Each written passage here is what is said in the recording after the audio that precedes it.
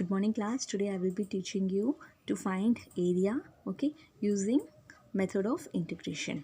Okay, so see symmetry about y axis. जैसे अगर हम ग्राफ बनाते हैं, ठीक है, तो यहाँ से देखो y एक्सिस ये है, तो y एक्सिस के दोनों तरफ सिमेट्री है, ठीक है, इक्वल है, ये वाला पार्ट भी equal to this equal part, right.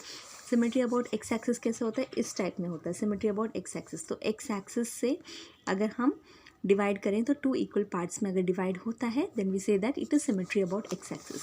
Symmetry about origin इस तरीके से कि दोनों साइड इक्वल होंगे, ठीक है, ये वाला curve is equal to this curve.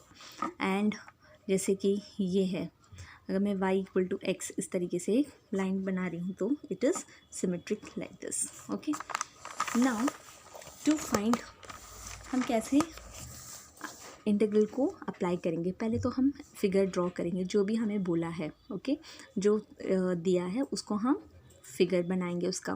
फिर shade the relevant region and check for symmetry. देखो हमें क्या करना है, हमें पहले शेड करना है कि क्या एरिया पूरा बाउंड हो रखा है, उस एरिया को हमने निकालना है। फिर and check for symmetry. Check क्यों करना सिमेट्री के लिए, देखो अगर सिमेट्री है तो अगर मैं इस पार्ट को करूँ, बस इस पार्ट का एरिया निकालूं, सिर्फ इस पार्ट का एरिया निकालूं, ओके, अगर मैं इस पार्ट का एरिया निकालूं तो ये क्या है, मतलब टोटल एरिया क्या होगा, twice the area of this region, ठीक है। तो मुझे पूरा करने की ज़रूरत नहीं, मैं सिर्फ इतना सा कर लूँ और अगर मैं 2 से मल्टीप्लाई कर दूँ तो मुझे पूरा एरिया मिल जाएगा। तो हमें क्या करना है, सिमेट्री चेक कर लेना है। फिर find point of intersection to get the limit for integration. तो अगर जब एरिया अंडर द कर्व्स होता है तो 2 कर्व्स हैं तो उनका पॉइंट ऑफ इंटरसेक्शन निकालना है। उस पॉइंट ऑफ इंटरसेक्शन से हम क्या निकाल सकते हैं, लिमिट्स निकाल सकते हैं। फिर solve using basic integration. Okay, this is what the basic steps. Let's move on. तो यहाँ पे आपके पास सिर्फ एरिया बाउंडेड बाय कर्व्स हैं, लाइंस है, सिंपल कर्व्स हैं, लाइंस, पैराबोलास, पॉलिनोमियल फंक्शन, और कुछ नहीं आएगा इसमें। So here find the area of the region bounded by the line 2y equal to minus x plus 8, the x-axis, and the line x equal to 2 and x equal to 4। तो पहले तो देखो 2y equal to minus x by 8, तो मैं in terms of y लिख लेती हूँ। तो y will be equal to 1 by 2 minus x plus 8, ठीक है।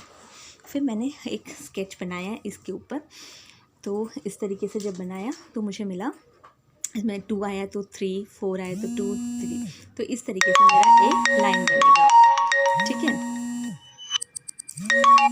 तो ये लाइन बनेगा।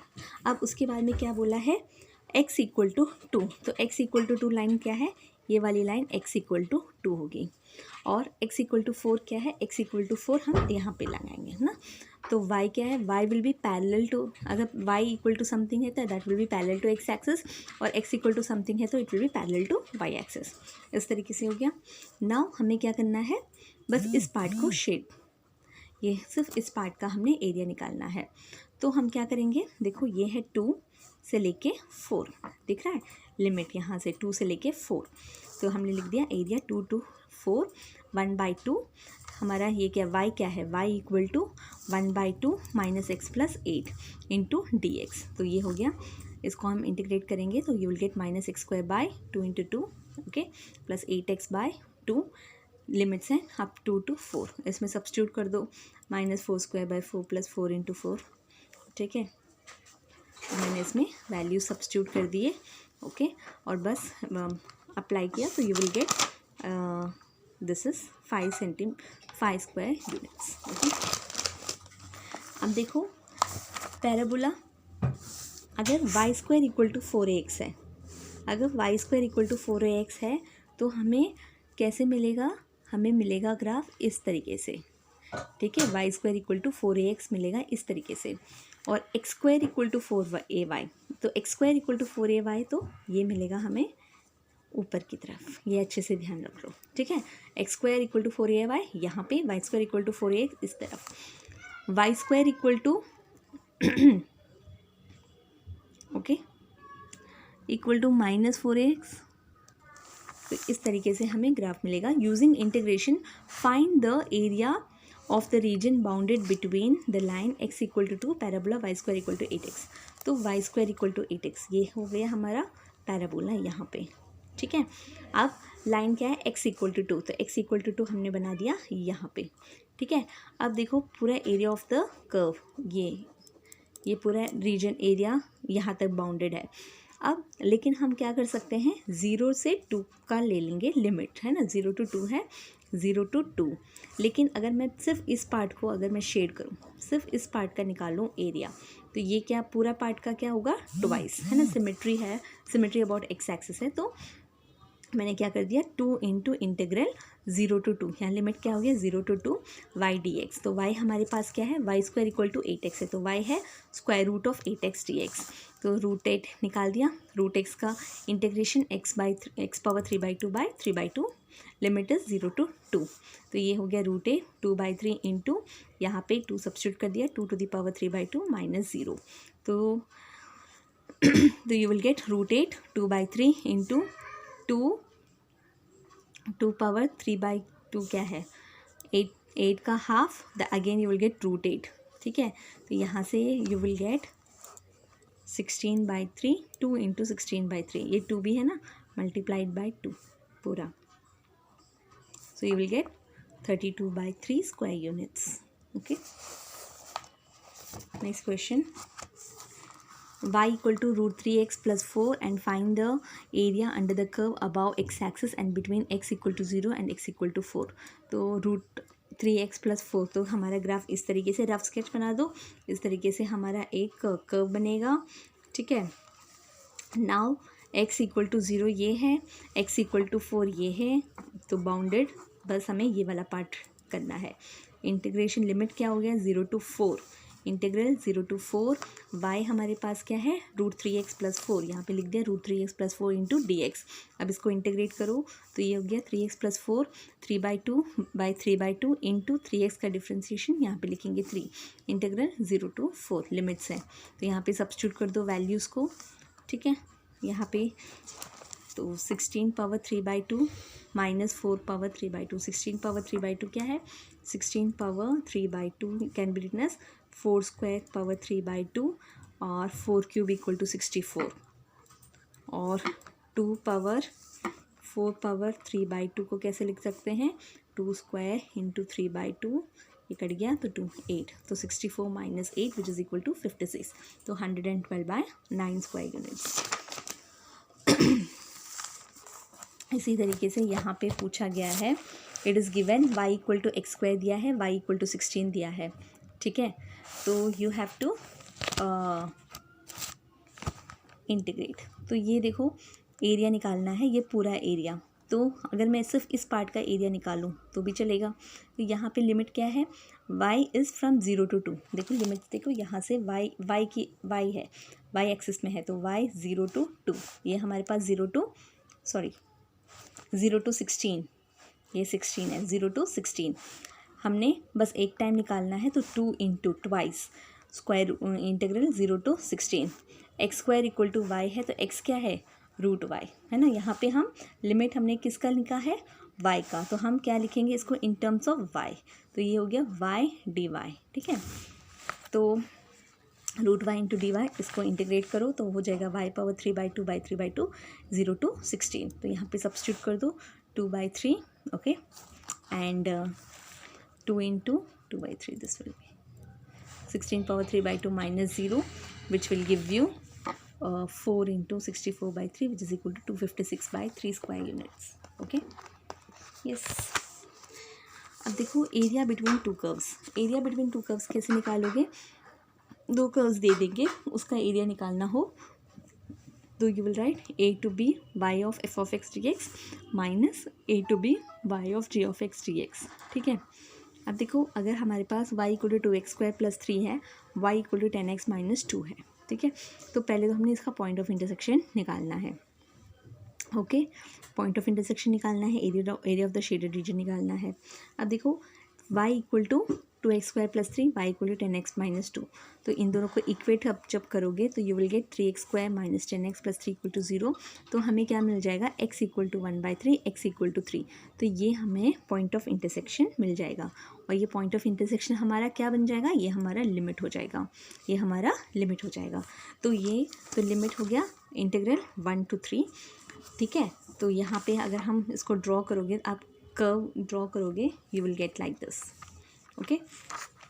एंड हियर, क्योंकि अगर यहाँ पे आप 10, अगर x = 0 अप्लाई 0 सब्स्टिट्यूट करोगे तो y will be equal to 0, है ना। एंड इफ़ x = 10 तो y will be equal to 0, है ना। तो यहाँ पे अगर आप सब्स्टिट्यूट करोगे like this, it will go 10, यहाँ पे 10 आएगा, 10, 0, एक ग्राफ ऐसे बनेगा। तो लिमिट हो गया 1/3, 3। तो एक कर्व क्या है, 10x - x² dx minus integral 1/3 इसका 2x² + 3, 2x² + 3 into dx।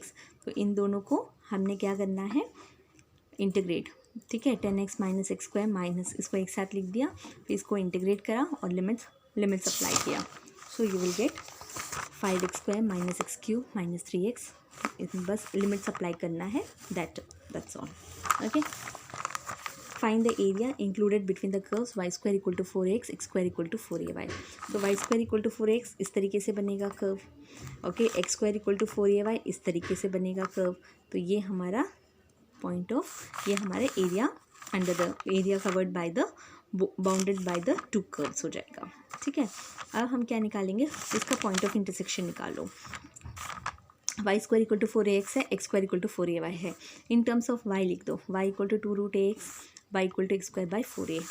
Equate करो दोनों को, यहाँ से हमें क्या मिल जाएगा, इसको स्क्वायर कर दिया, 4x = x⁴/16a² और x⁴ = 64 × a³x, है ना। अब यहाँ से हमने x को कॉमन निकाला, x हो गया x³ - 64a³ = 0। तो इधर x will be equal to 0 और x = 4a, है ना। सो यहाँ से x³ = 64a³ और x will be equal to 4a, ठीक है। ये आया, तो ये हमारा लिमिट हो गया।